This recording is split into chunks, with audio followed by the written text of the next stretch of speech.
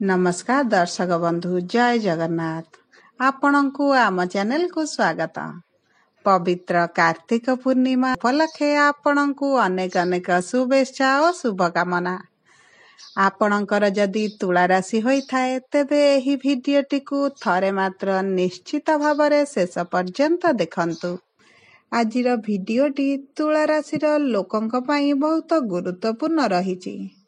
काहेकि ना आपणक भाग्य एही पूर्णिमा परे नुआ मोड़ नेबाकू जाउछि। आपणकर दुखर दिन सरिबाकू जाउछि। तुला राशिर व्यक्ति विशेषंक जीवन एही पवित्र कार्तिक पूर्णिमा और कार्तिकेश्वर पूजा ठारू बदलिबाकू जाउछि। कारण प्रमुख ग्रह मानक चलन रे बहुत बड़ परिवर्तन हेबाकू जाउछि। जहा फलरे आपणक जीवन रे चलिथिबा दुख कष्टर अंत हेबाकू जाउछि एवं पुणी थरे आपणक जीवन को खुशी फेरिबाकू जाउछि। देखंतु देवगुरु बृहस्पति आपणक राशि रे बक्री अवस्था रे रहिबाकू जाउछंती। ता सहित शनि बुध शुक्र एवं सूर्यंकर राशि परिवर्तन हेबाकू जाउछि। जहा द्वारा आपणक जीवन रे किछि गोटे बड़ परिवर्तन हेबाकू जाउछि।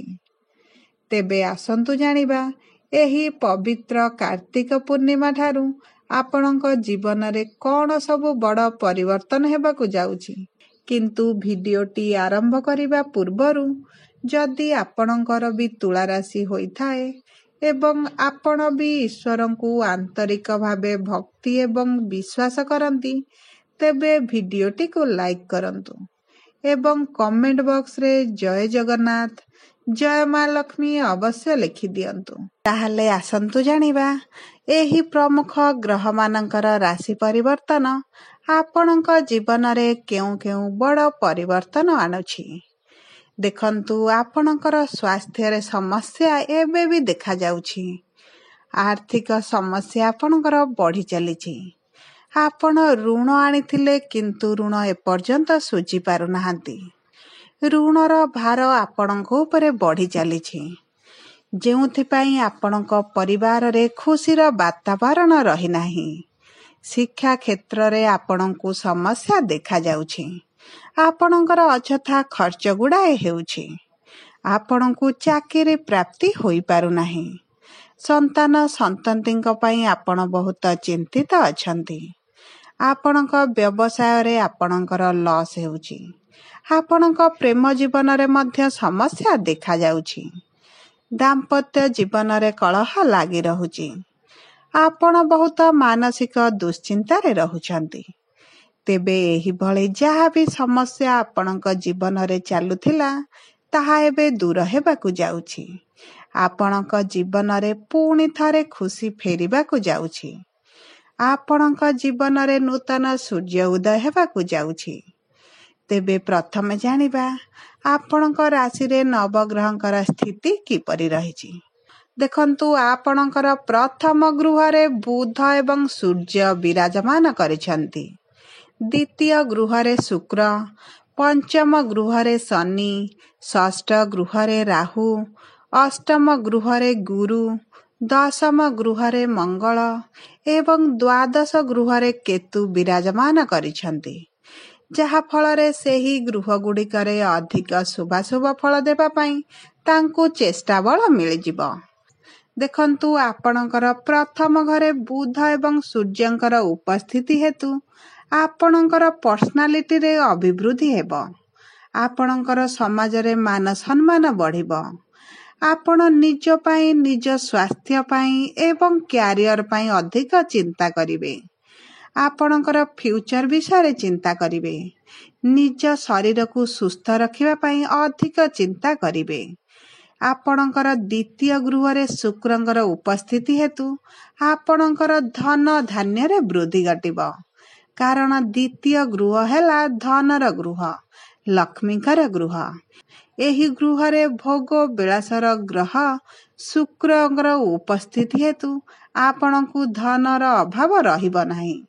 आपणकर आर्थिक स्थिति रे चलिथिबा खराब परिस्थिति रे सुधार आसीबो। ଆପଣ ଏହି ସମୟ ମଧ୍ୟରେ ଧନ ସଞ୍ଚୟ କରିବା ପ୍ରତି ଅଧିକ ଧ୍ୟାନ ଦେବେ।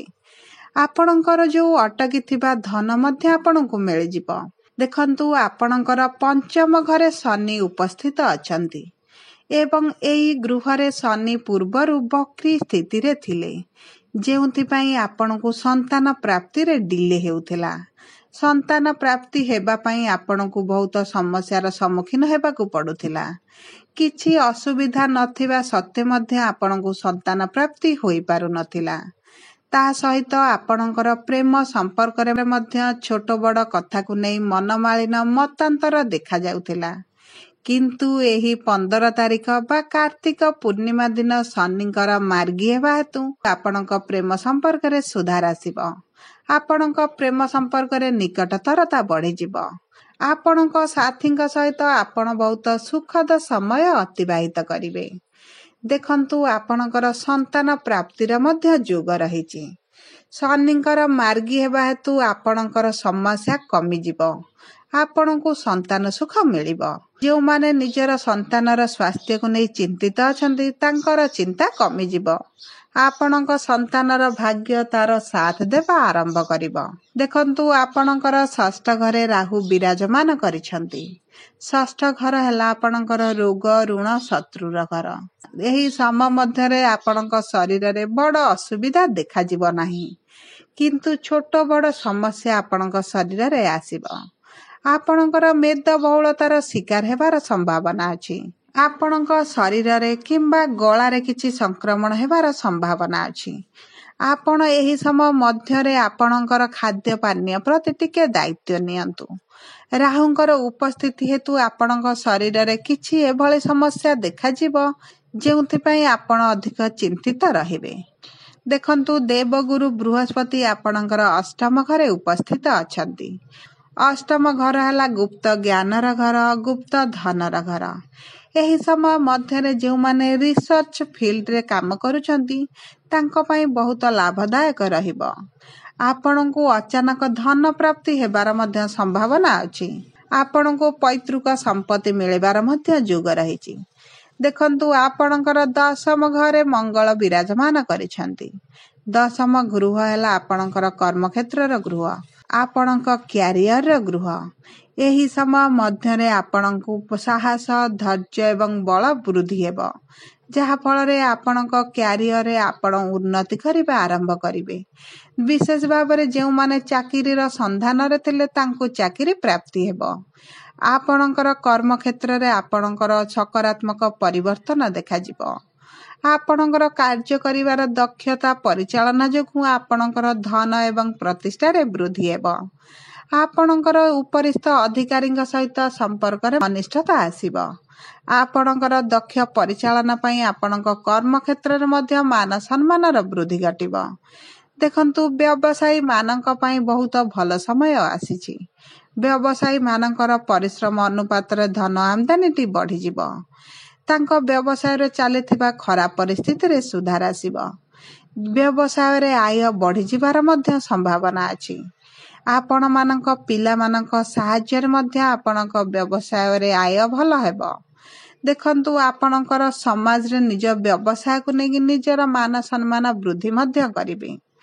ଆପଣଙ୍କର ଦ୍ୱାଦଶ ଘରେ କେତୁ ଉପସ୍ଥିତ ଅଛନ୍ତି। କେତୁଙ୍କ ଉପସ୍ଥିତ ହେତୁ ଆପଣଙ୍କୁ ହସ୍ପିଟାଲ କିମ୍ବା କୌଣସି ଦୂର ସ୍ଥାନ ଯାତ୍ରା ହେତୁ ଅର୍ଥ ଖର୍ଚ୍ଚ ହୋଇପାରେ। ଆପଣ କିଛି ଧାର୍ମିକ ସ୍ଥାନକୁ ମଧ୍ୟ ଯାଇପାରନ୍ତି। ଆପଣଙ୍କର ପୂର୍ବରୁ ଦୀର୍ଘ ଯାତ୍ରା କରିବାର ଯେଉଁ ଅଭିଳାଷ ଥିଲା, ତାହା ପୂରଣ ହୋଇଯିବ।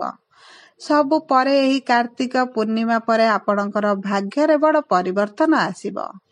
ଆପଣଙ୍କର ଜୀବନ ଗୋଟେ ନୂଆ ମୋଡ଼ ନେବାକୁ ଯିବ। ଦେଖନ୍ତୁ, ଯଦି ଆପଣଙ୍କୁ ଆମ ଭିଡ଼ିଓଟି ପସନ୍ଦ ଆସିଥାଏ, ଭିଡ଼ିଓଟିକୁ ଲାଇକ୍ କରନ୍ତୁ। କମେଣ୍ଟ ବକ୍ସରେ ଜୟ ଜଗନ୍ନାଥ, ଜୟ ମା ଲକ୍ଷ୍ମୀ ଅବଶ୍ୟ ଲେଖିଦିଅନ୍ତୁ। ପ୍ରଥମ ଥର ଆମ ଚ୍ୟାନେଲକୁ ଆସିଥିଲେ ଚ୍ୟାନେଲଟିକୁ ସବସ୍କ୍ରାଇବ୍ କରନ୍ତୁ। ପାଖରେ ଥିବା ବେଲ୍ ଆଇକନକୁ ପ୍ରେସ୍ କରନ୍ତୁ। ଧନ୍ୟବାଦ।